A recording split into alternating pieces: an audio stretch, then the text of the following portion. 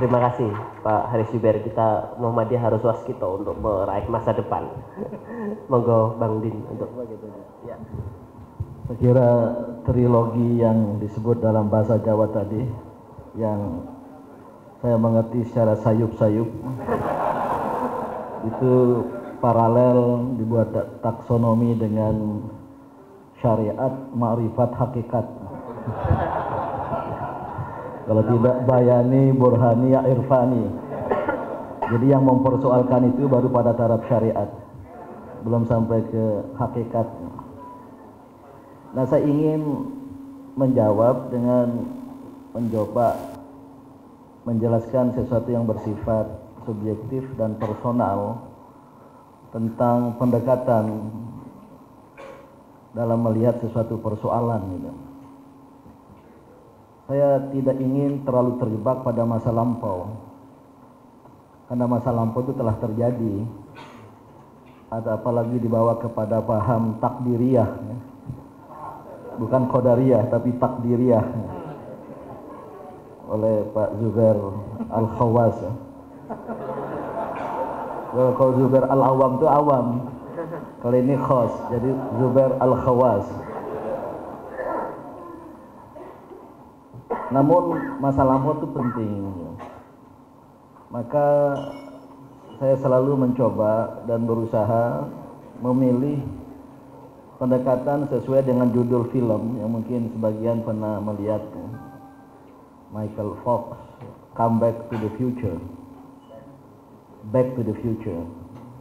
Berarti Anda nonton 3 kali ya, saya hanya sekali. Back to the Future, yang saya tidak jelaskan film itu, tapi yang saya yakini ada basis Qur'ani. Sama halnya dengan manusia, terutama kakek dan nenek moyang kita itu pernah di surga, tapi diturunkan ke dunia, maka dia harus kembali ke surga.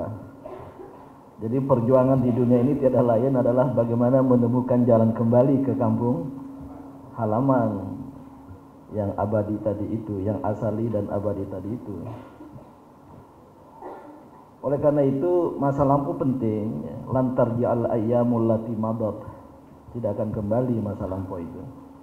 Yang sering kita meninjau masa lampau itu dengan satu dari dua kemungkinan ekstremitas ya. Kritisisme atau romantisme. Itu dua-duanya ekstrim gitu. Tapi dengan Back to the Future, kita memandang masa lampau secara proporsional sebagai sesuatu yang sudah terjadi. Lam tarjal ayat mullati madat. Tapi yang paling penting Back to the Future, wal tanzur nafsum ma qaddamat lighat. Bagaimana ke depan gitu. Tentu dengan prinsip hari ini lebih baik dari hari kemarin, dan hari mendatang lebih baik dari hari sekarang gitu. Nah, dengan pendekatan seperti itu yang sesungguhnya juga berhimpit dengan kaidah usuliyah al-muhafazah 'alal qadimi sholeh wal ijad bil jadidil aslah. Memelihara yang baik dari masa lampau, bukan mengambil yang terbaik dari masa sekarang. Wal ijad, menciptakan yang terbaik dari masa sekarang. Itu kreatif, inovatif. Itu tajdid sejati. Itu sustainable tajdid. At-tajdid al-jari wal mutajari. Saya kira Muhammadiyah ke depan harus seperti itu. Pendekatan semacam ini bisa kita terapkan dalam konteks melihat masalah dan bagaimana kita memposisikan diri di dalam pemecahan masalah. Maka dengan pendekatan ini ada optimisme. Karena tantangan itu kita tidak pandang selamanya sebagai tantangan, dan apalagi kita ubah menjadi ancaman. Akhirnya kita frustasi. Padahal Al-Quran wala tahinu wala tahzanu wa antumul a'launa in kuntum mu'minin. Cuma harus secara bertanggung jawab, wa'iddu lahum mastata'tum min quwwatin wa min ribatil khayli turhibuna bihi aduwallahu wa aduwakum. Jadi kesiapan untuk menyiapkan masa depan. Wal tanzur nafsum ma qaddamat lighat. Munazara, bukan tanzur, bukan ru'yah. apalagi ru'yatul hilal ya. Apalagi ru'yah bil aini, hanya indrawi. Hisab ru'yah bil akli, dua-duanya hidayah menurut Al-Maraghi. Al-hawas, al-ghoriza, al-hawas, al-aqlu. Muhammadiyah menempuh dengan ru'yah bil akli daripada ar-ru'yah bil aini yang kemampuan indrawi, apalagi tanpa alat. Sejatinya harus kan ru'yah bil aini tanpa alat gitu. Jadi pakai alatnya tanggung. Apa bedanya dengan pemikiran, dengan perhitungan? Itu alat yang lebih canggih. Oke, saya nggak masuk ke sana karena Ramadannya sudah sama kemarin. Tetapi munazarah wal tamzun nafsun itu harus ada sebuah kemampuan evaluatif, persiapan untuk merancang masa depan. Itu yang saya sebut muhasabah tadi. Pendekatan untuk melihat masa depan itu. Nah, untuk tidak berkepanjangan, nih kapan-kapan saya ingin berbicara tentang ini. Biarlah nanti PP mengundang lagi ketua ranting Pondok Labu. Yang paling penting ke depan dalam kehidupan berbangsa bernegara di negara Pancasila yang sudah kita bicarakan ini. Ya, untuk intellectual discourses, wacana intelektual bolehlah ya diperbalahkan gimana otentisitas sejarah segala macam ya. Masing-masing punya argumennya itu. Ya, untuk kepentingan akademik sajalah. Pertanyaan anak muda, so what gitu loh. Terus mau apa? Dua pilihannya kalau mau apa itu, melihat masa lampau tentang sejarah Republik terkait dengan Islam ya. Meneriakan halo-halo Bandung. Ayo Bung rebut kembali. Wah, kalau gitu kita cari momen untuk kita menghidupkan kembali cita-cita semula. Saya kira itu kan ya. Atau tadi saya tanya itu, bukan lagunya Halo-Halo Bandung, lagunya Gudul-Gudul Pacul. Atau mungkin ada lagu lain yang lebih relevan ya. Gimana kita mengisi dengan kerjasama ke depan, tapi tetap sebagai mujahid dakwah, Muhammadiyah sebagai harakatul dakwah, pilihan masa depannya itu harus untuk kepentingan, saya nggak tahu nih sama apa tidak atau beda dengan Pak Syafi'i, li'izzil Islam wal muslimin, untuk kejayaan Islam dan umat Islam gitu. Nah, saya kira itu kan tanggung jawab seorang muslim kan. Kalau Buya Syafi'i mungkin lebih tinggi lagi itu hakikatnya, li'izzil insaniyah wal alamiyah. Kalau saya ya muslim dulu gitu. Sebab kalau sudah jaya muslim, dunia ini baik, kemanusiaan akan baik, peradaban kemanusiaan akan baik. Dalam konteks itu, bukan untuk kemudian satu kecenderungan untuk mendominasi atau mempertahankan supremasi atau hegemoni gitu. Nah, maka berdasarkan itu, pendekatan semacam itu, saya tidak tahu bapak-bapak, ibu-ibu setuju atau tidak ya. Saya selalu melihat terutama secara khusus subjektif bagaimana dan di mana dan bagaimana Muhammadiyah. Tapi dengan pendekatan ini seperti Buya tadi itu, kita gak akan pesimis sama sekali. Apapun keadaan itu. Baru 100% Menteri Agama menentukan rektor, itu belum kiamat kan? Atau tadi apa atau apa ya? Atau tadi apa? Kita nggak dapat apa-apa gitu. Menurut saya tidak terlalu signifikan karena ada masalah besar. Kalau masalah besar yang fundamental tidak terselesaikan, positioning kita di posisi strategis politik itu gak ada artinya. Tidak ada efek yang besar bagi izzul Islam wal muslimin, hanya menurut bahasa Inggrisnya peanuts, kacang goreng. Tidak membawa kepada sesuatu yang signifikan untuk Islam dan umat Islam kalau masalah besarnya tidak kita selesaikan. Kebetulan sekarang kita sedang menghadapi masalah besar itu dan tidak ada yang mau bekerja, berbuat untuk mengubahnya secara serius dan secara kolektif. Dan kebetulan masalah besar itu bagaikan tembok, Muhammadiyah harus masuk ke situ. Dan kalau mau dicari dasarnya tidak jauh-jauh dari Ali Imran 104 itu. Yad'una ilal khair, ad-da'wa ilal khair sudah jalan kan? Tapi kalau yang kedua tidak kita laksanakan, wa ya'muruna bil ma'ruf wa yanhauna 'anil munkar, amar ma'ruf nahi munkar, ad-da'wa ilal khair itu akan apa? Akan roboh. Kita membangun, ada orang lain merobohkannya. Maka al-falah semakin jauh. Sehingga teriakan terus pada adzan hayya 'alal falah. Nah, dalam konteks inilah bapak-bapak, ibu-ibu, saudara-saudara, masalah besar itu adalah modal sosial budaya politik bangsa yang bernama Pancasila dan Undang-Undang Dasar 45 ini jauh dari memadai untuk kita melakukan izul Islam wal muslimin.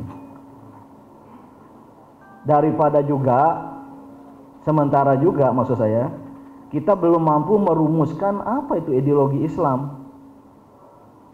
Dari dulu sampai sekarang, Buya, saya tidak melihat ada satu konsep tentang apa yang disebut dengan ideologi Islam dalam konteks politik.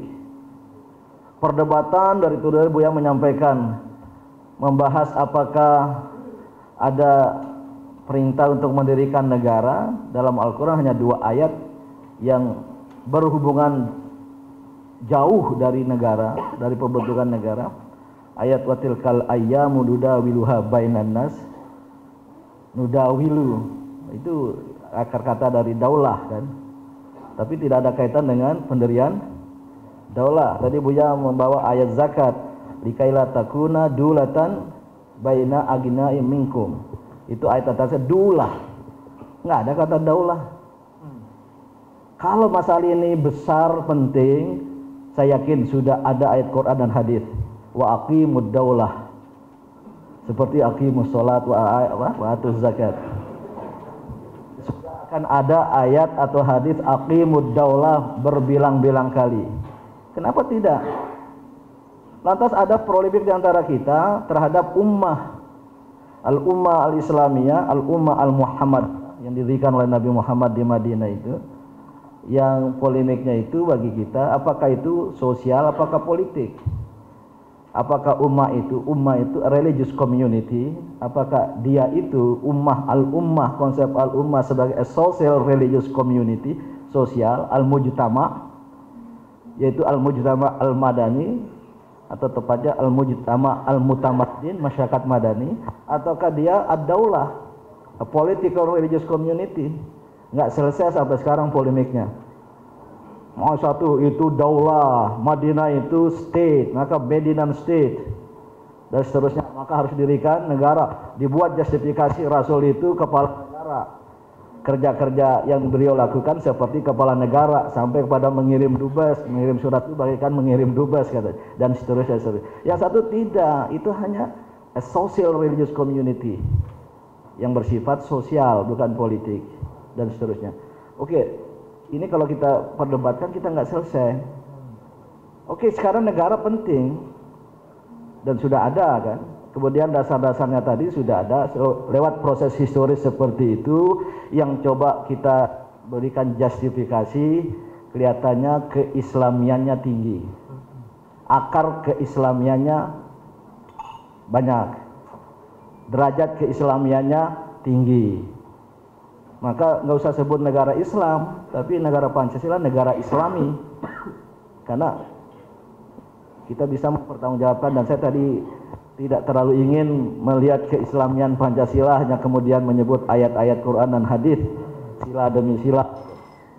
Nah, dengan keadaan seperti itu, ternyata perkembangan kehidupan nasional 70 tahun, saya melompat ke sini. Ini tantangan besar tadi.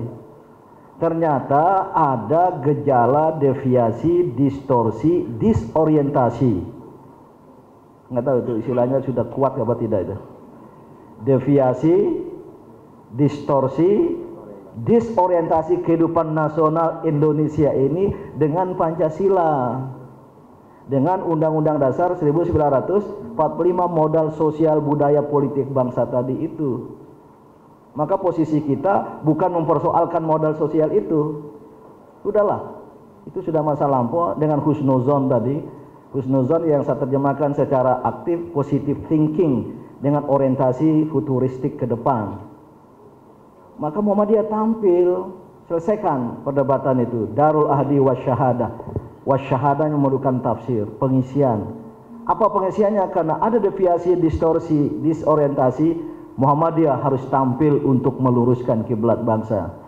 Ini tema sejak kita milad memasuki abad kedua gitu. Kalau abad pertama meluruskan kiblat sholat, sekarang meluruskan kiblat bangsa. Karena sudah ini kalau tidak kita lakukan, kesenjangan, keadilan, tadi Ibu Aisyah bertanya soal bagaimana seperti itu, akan susah untuk kita lakukan. Kalau tidak kita luruskan dulu. Luruskannya itu ya, maka pertama yang kita luruskan, kita mampu memberi tafsir terhadap cita-cita nasional. Di pembukaan berbunyi, negara Indonesia yang merdeka, bersatu, berdaulat, adil dan makmur. Tampil Muhammadiyah, negara yang adil, yang maju, adil, makmur, berdaulat, bermartabat. Itulah negara berkemajuan. Kenapa negara berkemajuan? Karena kita ingin menjelmakan Islam berkemajuan di Indonesia, maka jadilah Indonesia berkemajuan. Tapi dia harus dipertanggungjawabkan secara akademik gitu. Saya waktu itu minta Pak Taufik Abdullah waktu konvensi, kira-kira oh betul. Karena sesungguhnya itu wasanya maju sudah ada. Itu nanti panjang lagi diskusinya. Nah, kalau itu bisa kita luruskan dan sekarang ini belum berhasil. Ya. Baru kita bermain pada tingkat gejala sindrom di bawah, ternyata ada deviasi, distorsi produk hukum perundang-undangan di bawah itu dengan konstitusi. Jangan bawa dulu ke preambul dan Pancasilanya. Itu yang kemudian jihad konstitusi. Capek, lelah, tapi itu penting. Kalau tidak, liberalisasi ekonomi, politik, budaya terjadi, rusak yang namanya ad-da'wah ilal khair Muhammadiyah. Kalau pikiran saya, jangan tertarik untuk sekedar duduk di situ. Itu boleh, itu bagus. Kalau ada kesempatan ambil saja. Bila perlu direkayasa sedikit gitu. Tapi jangan menjadi apa ya, seolah harga mati, dan kalau tidak seperti itu kita mati. Tadi Buya menyebut orang yang berani mati karena nggak berani hidup ya. Kiai Gontor lebih keras sekali mengajarkan pada santrinya, berani hidup tak takut mati. Takut mati jangan hidup. Takut hidup mati saja. Itu Kiai Ahmad Sahal Gontor itu. Nah, dengan wawasan siap berani mati berani hidup, dan hari akan datang lebih baik hari ini, kita rekayasa. Ini pikiran futuristik, ini pikiran strategis. Saya lebih tertarik mengajukan tawaran-tawaran dengan pikiran-pikiran strategis yang praktis, praksis, dan applicable untuk kita lakukan. Kita sisir dari situ. Kapan-kapan kita kembalikan ke dasar tadi. Dan kedua, baru kita kritik. Liberalisasi ekonomi luar biasa dampak, itu yang menimbulkan kesenjangan. Tadi saya juga pernah dengar ya, 8% berbanding 2%. Ini indeks kita 43%, segala macam. Kalau ini berlanjut, rusak. Maka saya tertarik dengan Buya, jangan sekedar menjadi, begitu ya, sekedar ya, menjadi pembantu ya. Ada sekedar nggak? Atau jangan mau, saya sudah perhalus sedikit gitu. Kalau beliau lebih ekstrim, jangan mau jadi pembantu, harus jadi penentu gitu. Saya tertarik dengan itu dan sangat setuju sekali. Nah, kalau mau jadi penentu, ya jangan jadi menteri, harus jadi presiden, minimal wakil presiden. Wakil presiden pun sekarang simbolik gitu. Coba pertanyaan kaifiat nanti. Nah, gimana kaifiatnya itu persoalan lain. Tapi kalau kaifiatnya kalau struktur sistem politik nggak kita ubah, masih seperti sekarang, liberal demokrasi dengan ajaran-ajaran yang paling liberal, susah bagi orang-orang kayak kita ini untuk tampil. Karena kita tidak cukup gizi.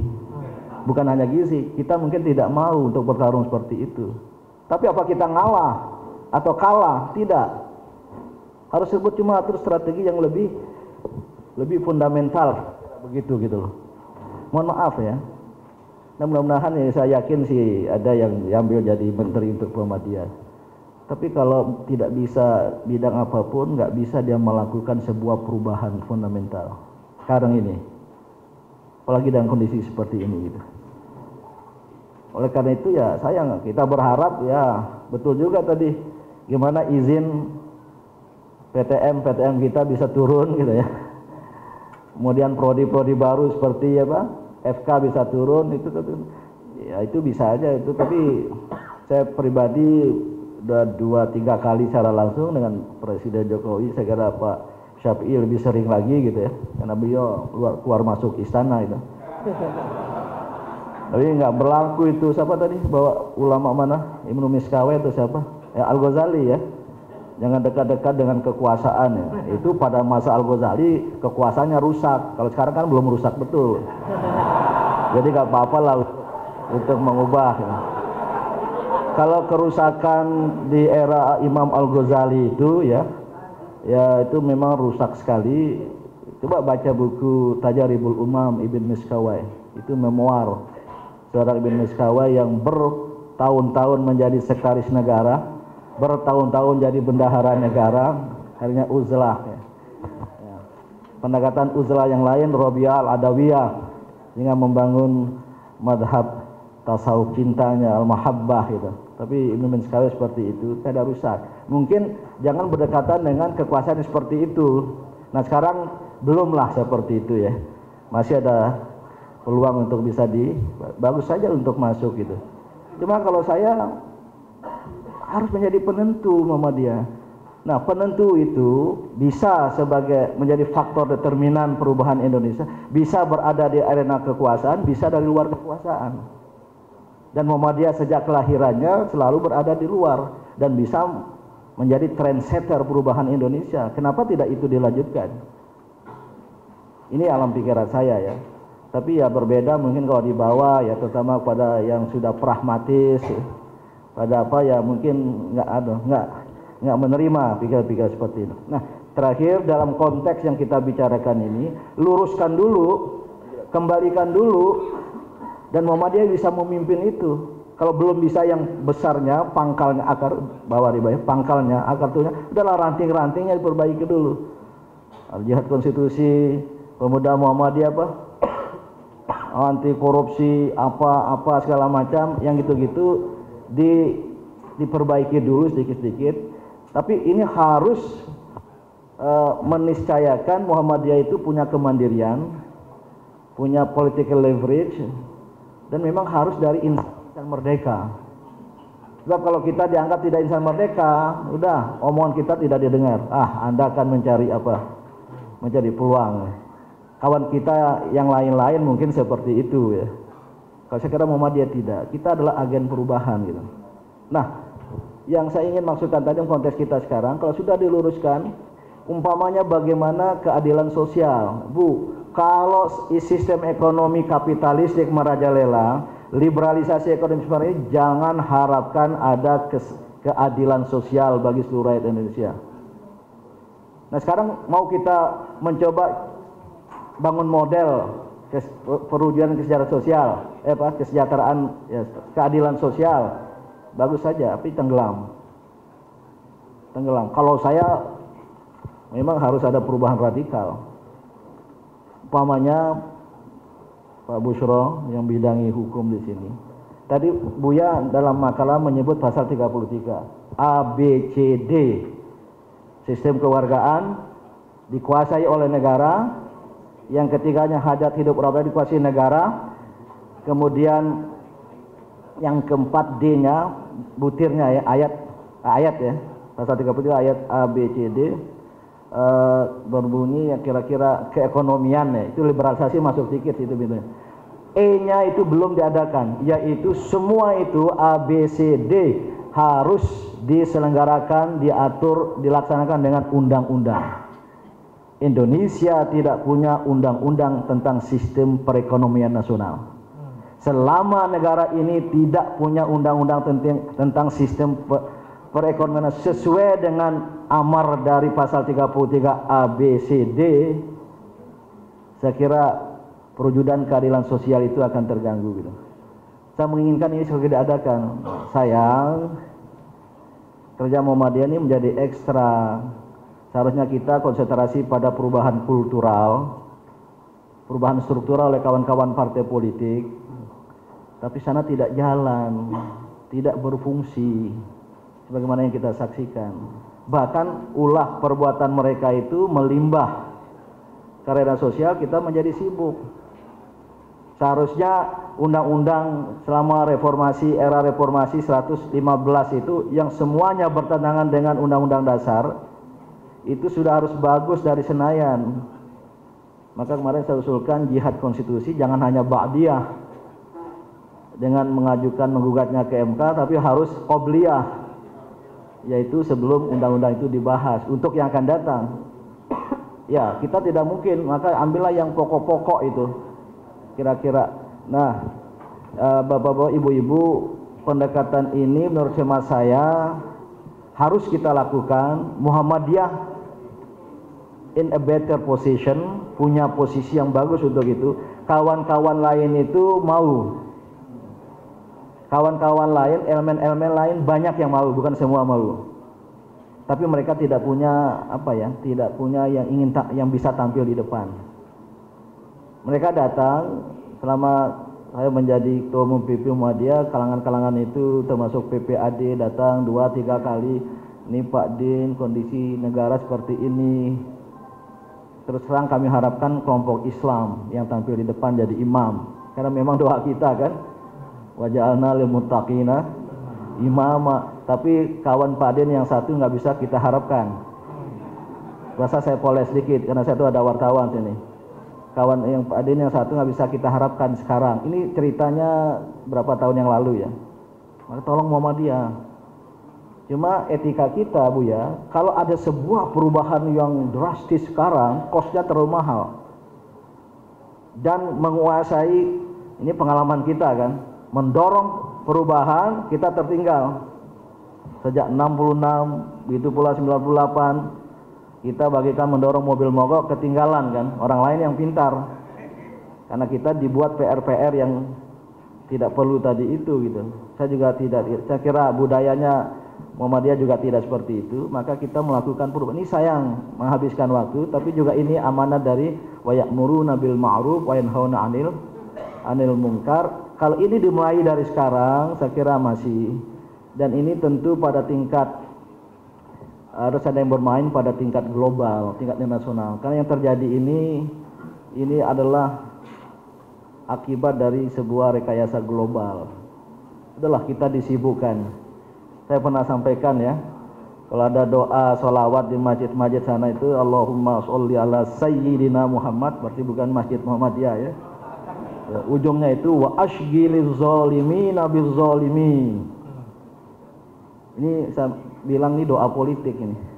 Sholawat berakhir dengan sibukkanlah orang-orang zalim untuk berantem sesama mereka gitu. Ini doa orang Islam. Tapi saya merenung itu begitu dengar doa itu di masjid-masjid Betawi. Ternyata salawat pihak lain yang berhasil.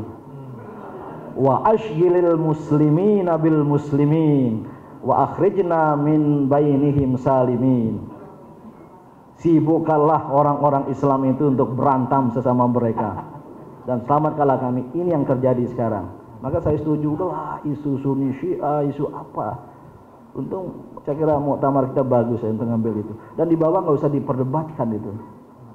Saya sering menyampaikan, kemarin saya terima Ayatullah ya, ternyata luar biasa ilmunya itu dari PUM ya. Dia ajak juga tokoh Sunni dari Bandar Abbas ya. Karena MUI nggak mau terima, dia mau ketemu, dia kirim surat. Saya bilang nggak terima dan saya ajak diskusi gitu. Dan dia al-ustadz fi ulumil Quran dan khususnya Al-Quran wal istisyraqiyah wal mustasyrikun, orientalis dan orientalisme. Saya bisa dia kerjaan sana, saya coba ladeni juga diskusi seperti itu. Dan ya jelas saya sampaikan bahwa kita tidak peduli. Bukan lastu ana sunniyan walastu syi'iyan, la sunni la syi'i bal islami wal muhammadi. Tapi itu produk sejarah. Kalau yang belajar sejarah itu pasca Rasulullah terjadi seperti itu. Atau paling tidak mufti Suriah, ana sunniyun ana syi'iyun fi mahabbati ali Rasulillah wa ana sunniyun fi mahabbati ashabi Rasulillah. Tapi bisa nggak ideologi Muhammadiyah mengatasi Sunni Syiah itu? Harus bisa. Sekarang dikritik bukan bermadhab, enggak, Muhammadiyah bermadhab, ahlus sunnah, ahlul Quran was sunnah, saya bilang. Karena dianggap tidak bermadhab. Memang dikritik juga di tingkat ulama-ulama internasional seperti itu. Nah, kalimat terakhir saya, ini mumpung dunia yang kalang kabut seperti ini, 3 predikat oleh para ahli. Pertama, ada accumulative global damage, kerusakan global yang bersifat akumulatif. Ada great disruption, gangguan besar. Ada big shift, dunia sedang mengalami transisi sekarang. Ada peluang bagi Islam. Sayang Islam diobok-obok ya, karena bergeser dari antroposentrisme ke arah teosentrisme. Maka agama tawaran, Islam paling lengkap. Cuma saya nggak bisa kita manage gitu. Apa maksud saya? Di Indonesia ini ada Pancasila seperti itu. Saya tidak mendewa-dewakan dan tidak perlu didewa-dewakan. Jangan jadi ilah yang baru lagi itu. Tapi memadailah untuk modal sosial kita sebagai kalimatun sawa tadi. Tetapi Muslim harus berkuasa. Muslim harus sebagai kelompok mayoritas harus menentukan. Dan inilah saya mohon lewat kesempatan ini minta izin juga dan mohon dipahami. Saya ingin melakukan gerakan yang bersifat lintas dan sudah pergerakan Indonesia Maju. Sebenarnya dengan Indonesia itu ya Indonesia berkemajuan lah Muhammadiyah. Tapi pencapaian cita-cita Muhammadiyah tidak hanya oleh Muhammadiyah, tapi kita galang ke kota lain dan mereka semangat. Tapi saya bilang harus kemajemukan proporsional. Maka di tiap level pusat 45 orang, provinsi 8 orang, kabupaten kota 17 orang.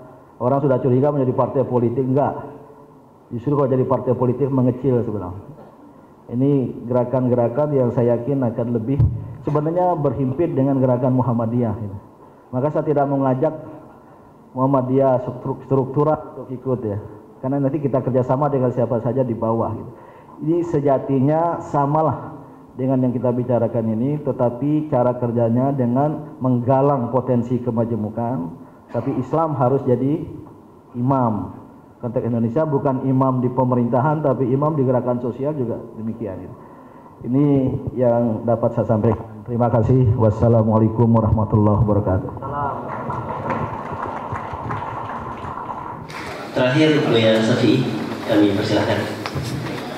Dengan segala keruwetannya, dengan bangsa negara, politik itu yang politik di mana terjadi dan sebagainya.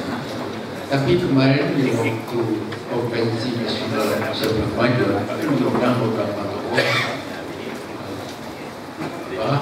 Bupati Ibu Kota, menarik sekali. Dan Bupati Batam, Yoyo, ada Wali Kota Bandung, ada Bojonegoro, dan juga dari Sorong, ini juga mantan Kota Jogja, dan juga ada lain juga yang belum lulus. Mereka bekerja memakai bahasa hati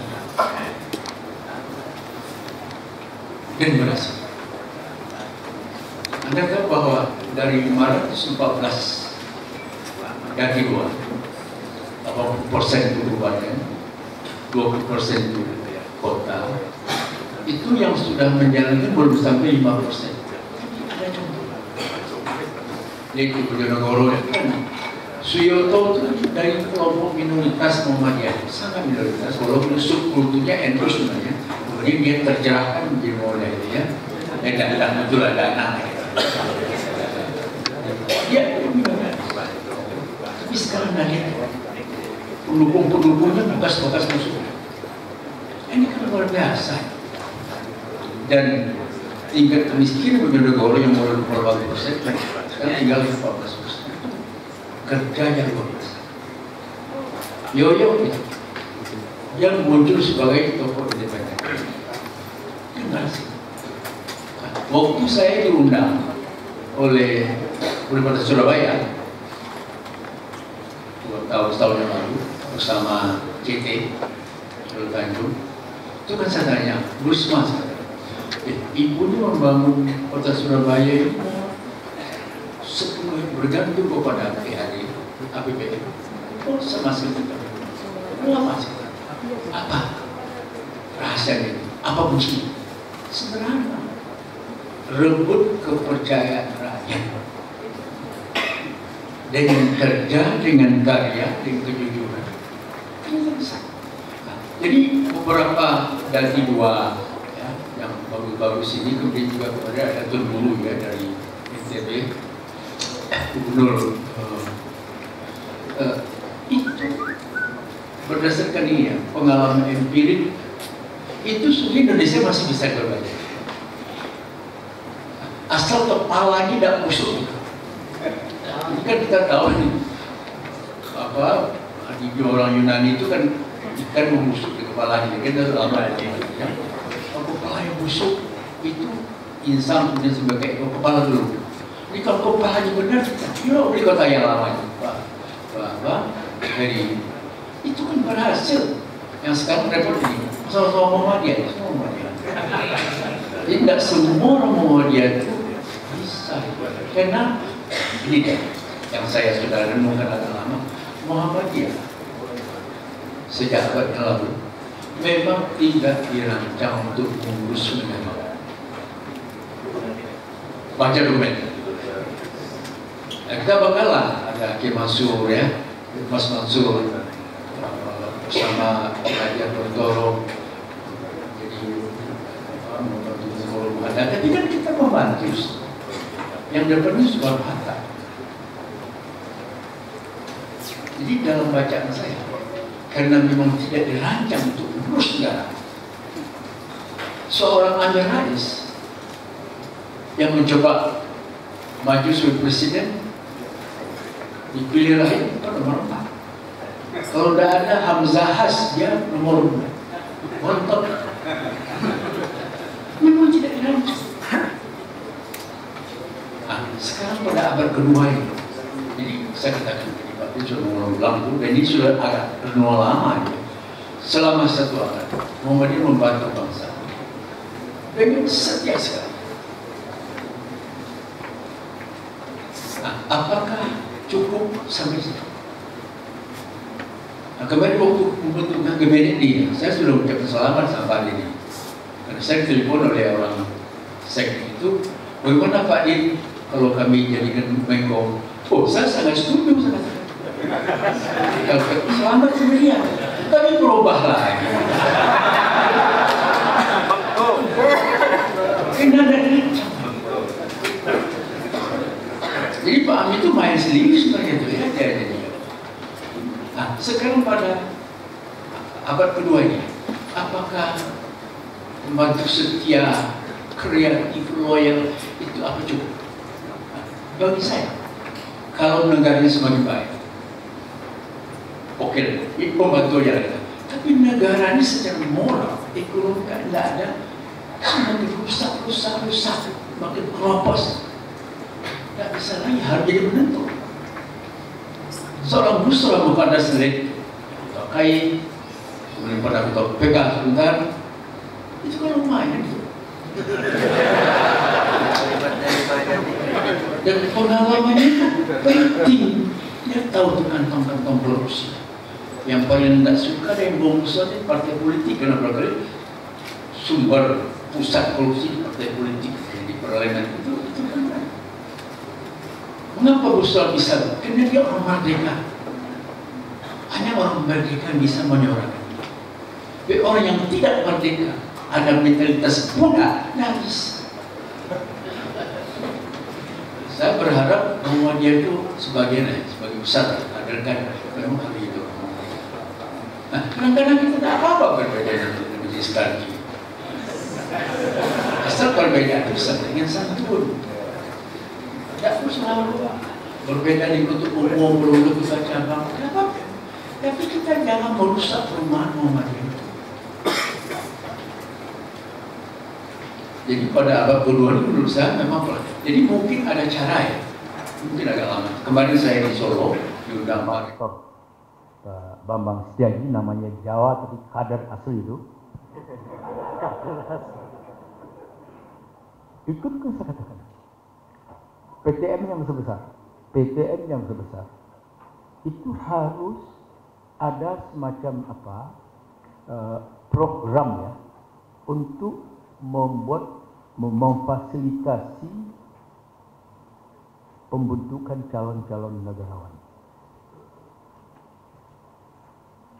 Calon-calon negarawan yang mempunyai integritas, yang punya ilmu, yang punya keterampilan, yang memahami ruh Muhammadiyah secara dalam. Nah, pada saatnya nanti, kalau negara ini tidak runtuh, yang belum tidak runtuh, ya, akan tercipta sebuah masyarakat yang namakan meritocratic society. Jadi nanti orang akan memberikan posisi itu kepada orang yang pantas, orang yang tepat pada tempat yang tepat. Muhammadiyah bisa main ini. Dan itu bisa kita lakukan dari sekarang. Nah, saya tidak tahu bagaimana semua program itu. Mungkin kuliah umum, Pak Din diundang, Pak Haidar diundang, Ketua Pemuda ini yang enggak sedikit diundang, kita dijelaskan. Itu bisa. Memang tidak ada sekolah pemimpin itu, tidak ada ya. Tapi kan bisa disiapkan, dikondisikan ya. Itu. Nah, ini sehingga bukan keteledoran ya. Kita yang selama 1 abad itu tidak dirancang urus negara, sekarang abad kedua tidak bisa lagi. Nah, coba ayat dalam surah Al-Hajj itu. Alladzina immakkannahum fil ardh. Oke, aqamus shalah wa atau zakat wa amaru bil ma'ruf wa nahaw 'anil munkar walillahi aqibul umur. Itu kan bukan main itu, makkannahum fil ardh. Diberi pengaruh, diberi kekuasaan di muka bumi. Aqamus shalah wa atau zakat wa amaru bil ma'ruf wa nahaw 'anil munkar. Itu kan pekerjaan dahsyat, mulia, melelahkan, tapi membahagiakan.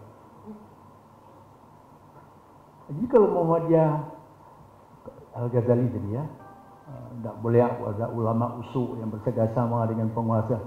Itu lihat keadaan Pak Air pun datang begini. Ini kan imam batal ya.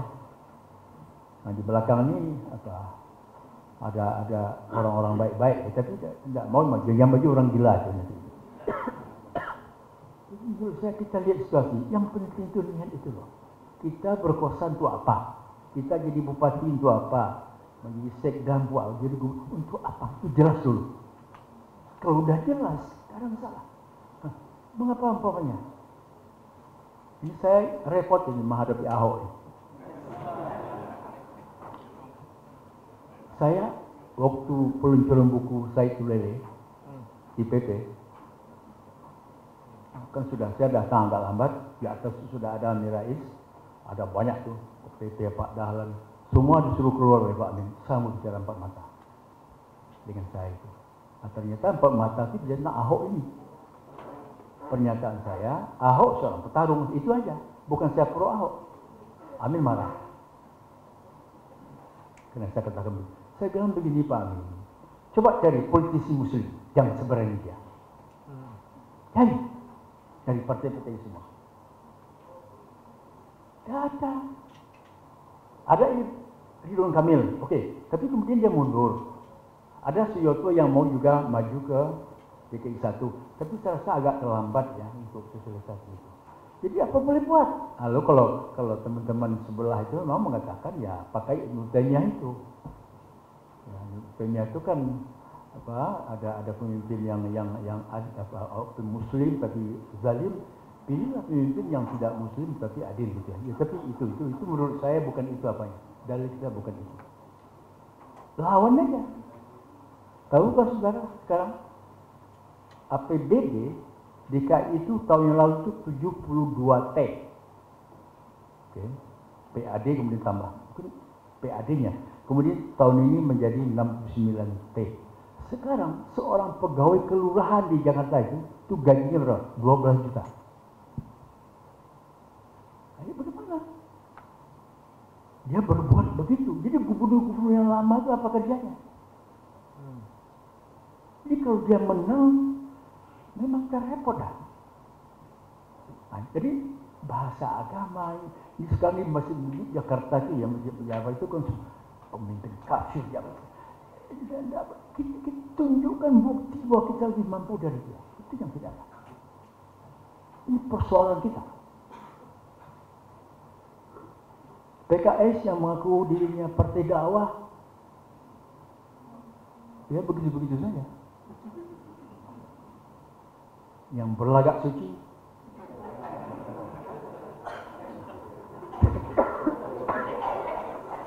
PAN yang ada bau-bau Muhammadiyah, ya kan tidak banyak juga. PKB biasa lah itu. Jadi kita memang apa sebenarnya? Memang repot, dilematis kan.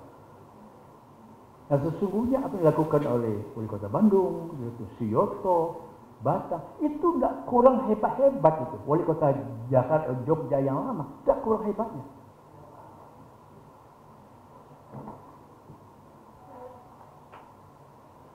Jadi kita tidak siap lah. Menghadapi korupsi, ketidakadilan, jangankan Muhammad, negara yang tidak mampu kok. Tapi masa begini, ada yang contoh-contoh tadi ada bupati, ada bupati yang bagus, itu bisa kok, bisa. Jadi kalau beberapa itu sampel ya, itu contoh, itu bisa diperluas menjadi Indonesia. Asal ada orangnya, asal kepalanya tidak busuk, katanya itu aja. Nah, peluang presidennya lalu 10 tahun yang agak berseberangan dengan Pak Din itu. Dengan saya juga marah dia, ya. Itu tidak ada perubahan yang fundamental. Tidak ada perubahan yang fundamental. Nah, saya kenal dengan bekas mentornya, jenderal juga, pernah menjadi gubernur Lemhanas. Dia bilang yang saya ini teman kita ini yang presiden yang lalu itu pernah pintar sekali, orang pintar, cerdas, nomor 1. Nah, tapi ada tapinya. Pintar dan kecerdasan itu dipakai apa? Dia seorang safety player. Itu sayang. Nah, sehingga ragu-ragu terus. Tadi saya bicara dengan Yakob Tobing itu dan dia kenal betul itu. Sesungguhnya sang nyonya, anak Seru Ed itu kadang-kadang sebel itu melihat adanya. Sebab Seru Ed itu kan orang decisive. Kalau tidak itu tidak disingkirkan Pak Harto.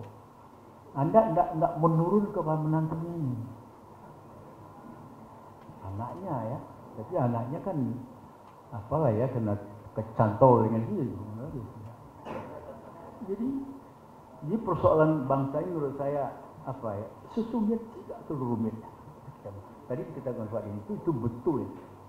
Ada penyimpangan, pemuterbalikan dari cita-cita kemerdekaan yang tercantum dalam Pancasila pasal 33 itu. Jadi Pak Ibu Aisyah tadi ya, sebenarnya keadilan sosial itu bisa dengan praktis kok. Pak, contoh beberapa wali kota, bupati bisa nanti sekolah gratis itu bisa sekali. Nah, asal memang pemimpin ini percaya rakyat. Pembantu tadi sudah jelaskan. Oleh itu ke depan ini Muhammadiyah menurut saya memang tidak cukup lagi sebagai pembantu setia. Sekitar bulan Februari, seorang menteri bersama seorang dirut bank menemui saya di Jakarta. Menteri yang ada sekarang ini. Berdialog, curhat semacam biasa karena saya sudah tua ya, 81, sering jadi curhat. Walaupun saya tidak tahu juga apa jawaban saya itu. Lalu saya katakan kepada menteri ini Bu Aisyah tahu ini. Saya punya panjang cerita dulu, kemudian saya katakan saya punya proyek apa itu? Ada madrasah, perluasan madrasah mau ini. Kita sudah punya tanah sekian, tanah kita baru 5,4 resmi oleh Pak Din itu. Kita perlu dana banyak. Dalam pemahaman saya menteri, dalam pembuka undang-undang dasar itu kan mencerdaskan kehidupan bangsa adalah tugas pemerintahan negara. Istilah sana. Tapi negara tidak mampu. Dibantu oleh swasta. Termasuk Ilahi Muhammadiyah. Jadi saya katakan secara logika konstitusional, kalau negara membantu Muhammadiyah, itu berarti negara membantu diri sendiri. Agak termenung dia setuju. Ini pertemuan yang tidak rencana sama ini bergulir panjang sekarang ini.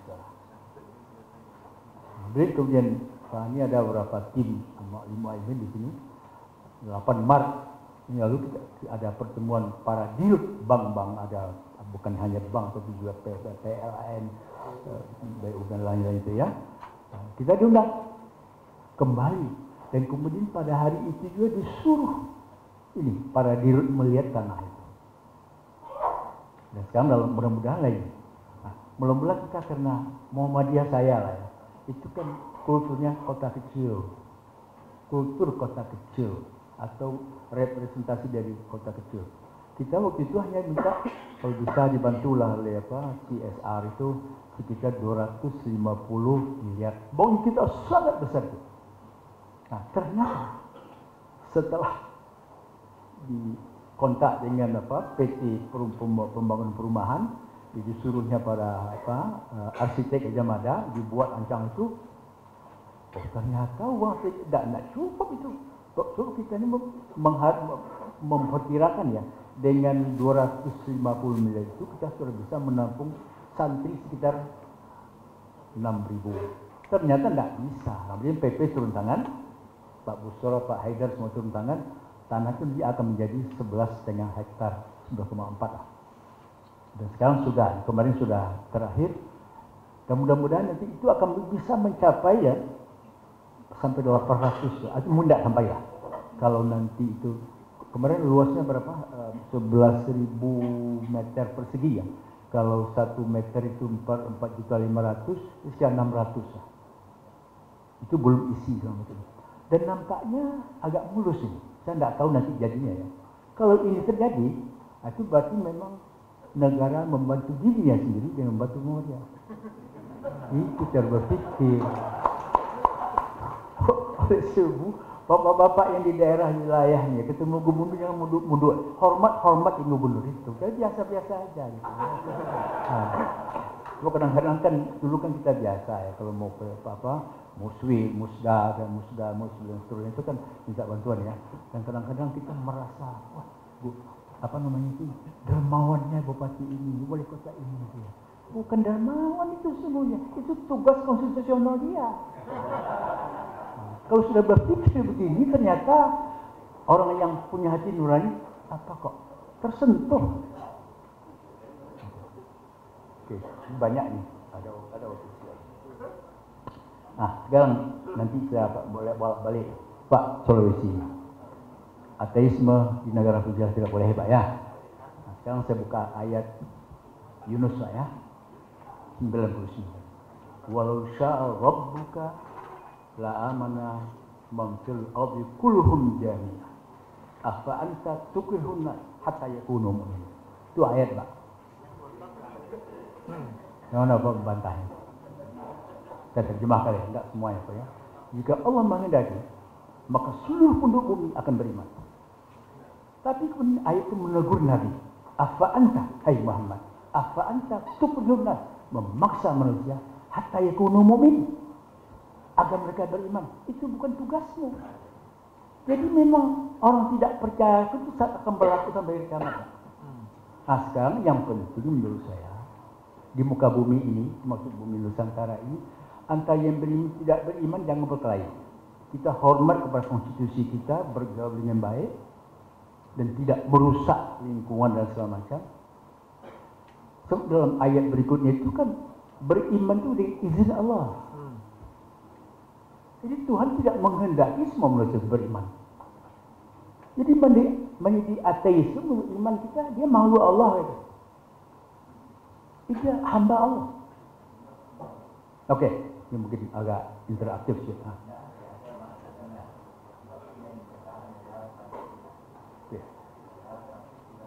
Oke, kedua yang satu, ada kedua yang satu ya. Begitu. Nah, sekarang kalau Bapak buka ya.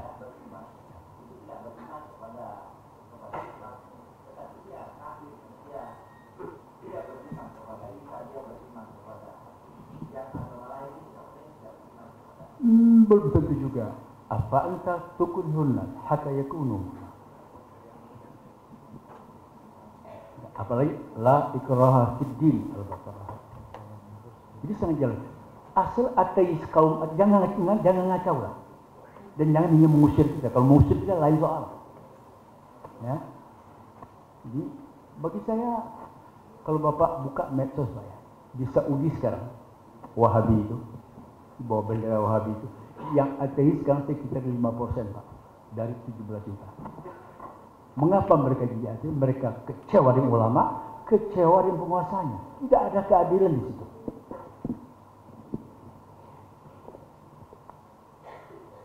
Bukan saya ingin membela ateisme, enggak. So ateisme juga ngacau.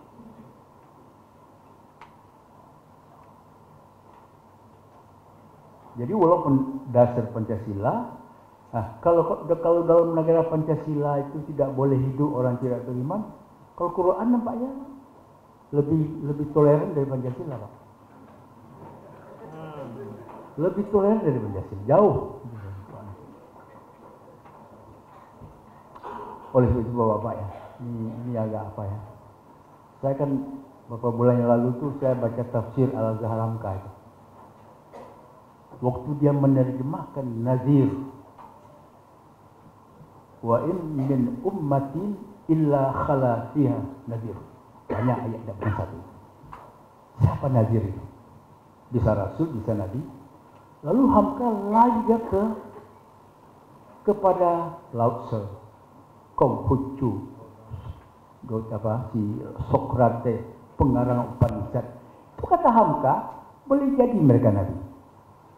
Sebab mengapa penduduk besar itu tidak ada pesan itu cuek Tuhan dalam mereka. Baca buku Hamka. Hamka itu kan agak beriman tampaknya.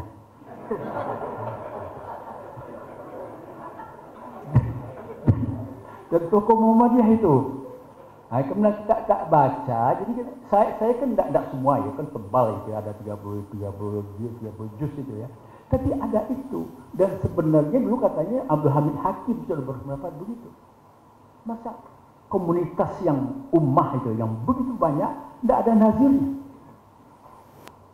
Wa in min ummatin illa khala fiha nazir. Apa India tidak punya nazir, Cina tidak punya nazir.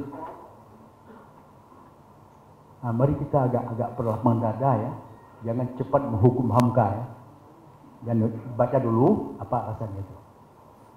Saya komunitas Muhammadiyah menurut saya juga harus menjadi, saya katakan, di samping gerakan dakwah juga gerakan ilmu. Tanpa ilmu kita tidak akan kemana-mana. Saya ingat waktu daulat, kan ada dulu semboyannya orang Ikhwan, tegakkan Islam, daulah Islam fi qulubikum, satakum fi biladikum. Itu memang Ikhwan itu. Dan itu sama juga sebenarnya saya kutub itu lebih banyak dipengaruhi oleh Abdullah Maududi. Dan orang-orang Masyumi untuk mendegar itu juga pengaruh Maududi ini. Saya pengagum Maududi tidak ngutang dulu. Asal saya belajar, tidak bisa begini. Parti Jamaah Islam itu tidak pernah besar. Dan waktu perpisahan antara India Pakistan, Maududi menentang perpisahan itu. Tapi setelah jadi dia pindah ke Pakistan. Dia termasuk muhajir, al-muhajirun dia.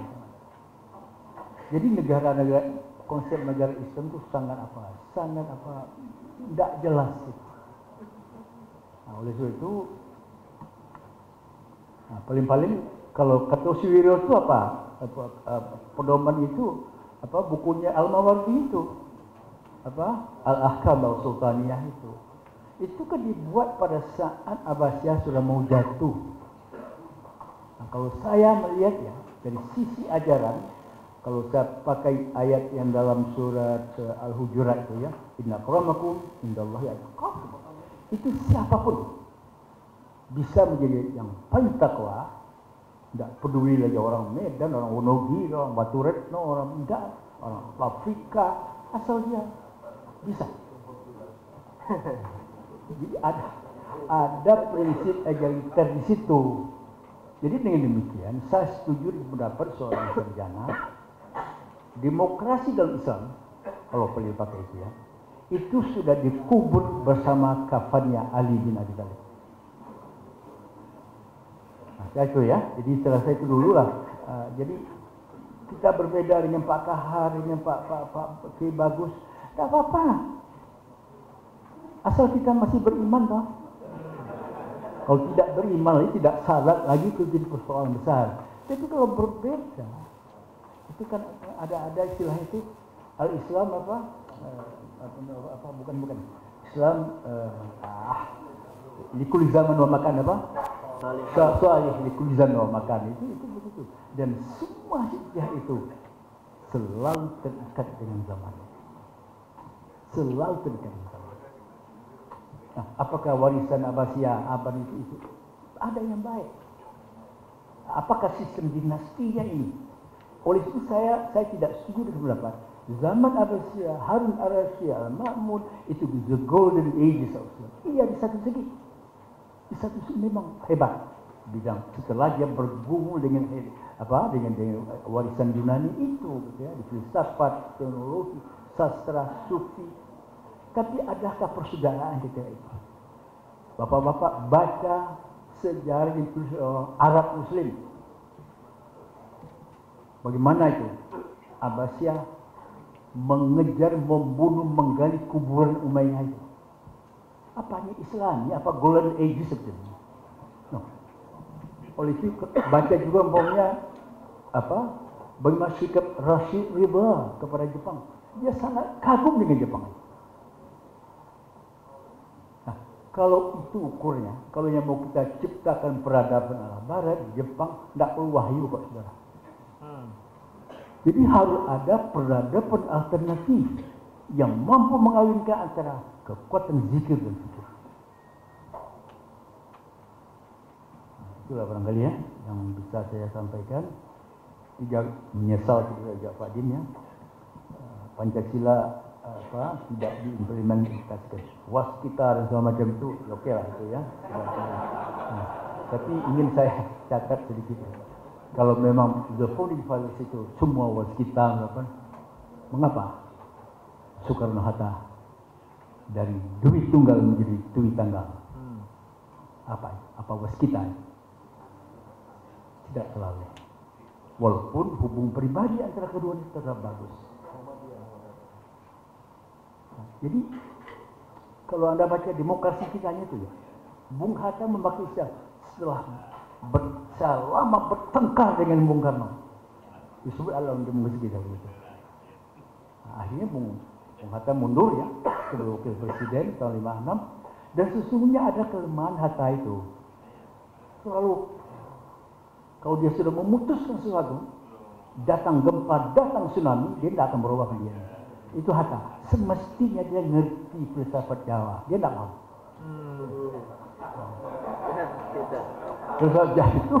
Filsafat Jawa itu adalah lihat huruf Jawa di pangku mati. Hatta tidak paham, Natsir tidak paham. Nah, inilah belum ada dialog antar subkultur. Ini salah satu.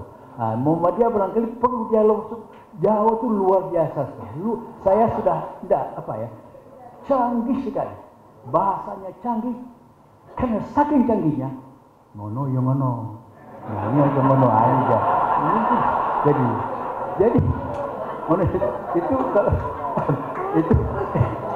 itu terimanya begitu ya begitu, tapi jangan begitu. Nah, waktu Taufik Abdullah bertemu Pak Harto waktu dia menjadi ketua masyarakat sejarah Indonesia, kan melapor Pak Harto. Pak itu ngangguk. Tapi Taufik paham tuh apa bedanya geleng dengan angguk itu. Susah ditebak. Tapi menurut saya untuk Indonesia akan datang kawinkan antara kultur Jawa dan kultur luar Jawa. Saya rasa itu jalan terbaik. Assalamualaikum warahmatullahi wabarakatuh.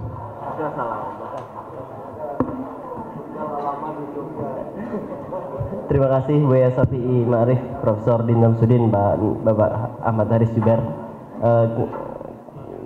Muhammadiyah, umat Islam harus jadi penentu. Kalau tidak, kita akan selamanya jadi pembantu. Kira-kira itu catatan terakhir saya. sekedar pengumuman, besok kita mulai sesi kedua pada pukul 08.30, strategi implementasi perkaderan di amal usaha Muhammadiyah bidang pendidikan, yang akan dipandu oleh Mas Hatip Rahmawan. Ada 3 pembicara dari MPK, kemudian Majelis Dikti Litbang, dan Majelis Didasmen. Jadi Bapak Ibu mohon hadir di ruangan ini pada pukul 8.30. Mari kita akhiri sesi pada malam hari ini dengan mengucap hamdalah. Alhamdulillahirabbil alamin.